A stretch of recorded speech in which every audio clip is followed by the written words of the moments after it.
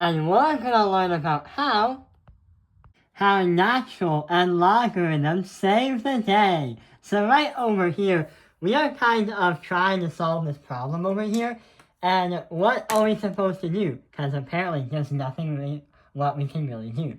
The reason is because we have a 5 and a 2. And we first think, wait, can this be a one-to-one equation? Can we try to find a way to make these bases the same? Well, basically, you really can't. So what are we going to do with that?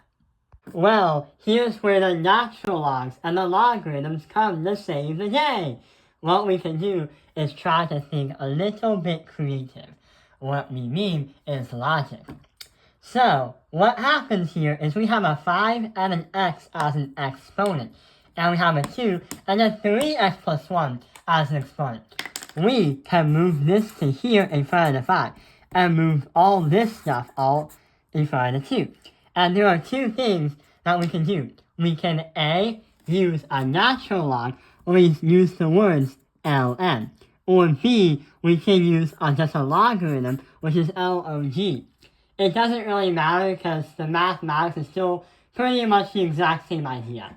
Because we're dealing with exponents. And what we're trying to do is try to find these crazy tiny little x's. So, here's what happens. We do that step, and now this becomes x to the ln of a natural log is going to be 5.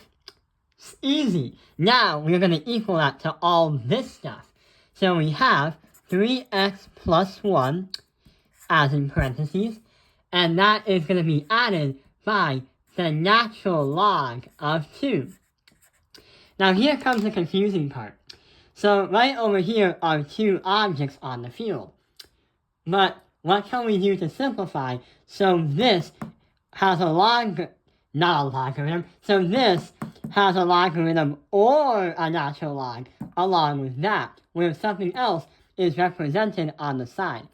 We keep this side right here because we're trying to find some kind of way we can put these bases two together. So we can put them as equal to, I'm going to say equal to 3x to the natural log of 2. Now we have to add by the ln of 2, where in this case, the weird part is this is not actually a defined number. It's just some kind of part. So now, here's what happens.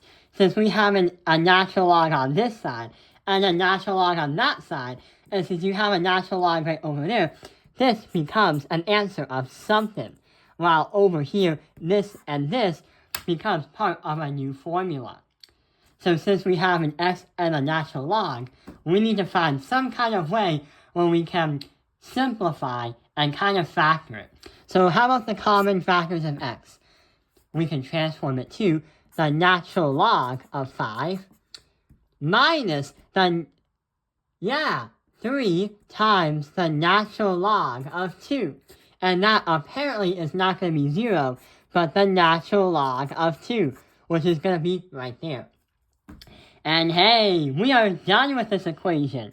The reason why is because since we have a subtraction sign and we're trying to reorganize it, that x right there is going to be x is going to equal the ln of 2 divided by the ln of 5 and minus the 3ln of 2.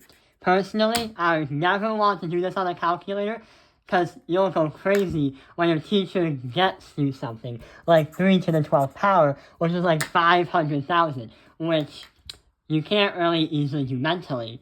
And good luck trying on a calculator.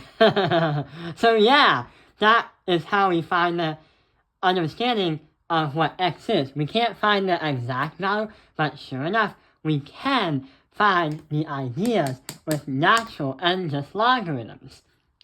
I hope this video has helped you understand how natural and logarithms save the day. Da, da, da.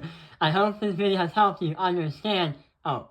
Thank you for watching Helping Analyze Math Industry. Like and subscribe.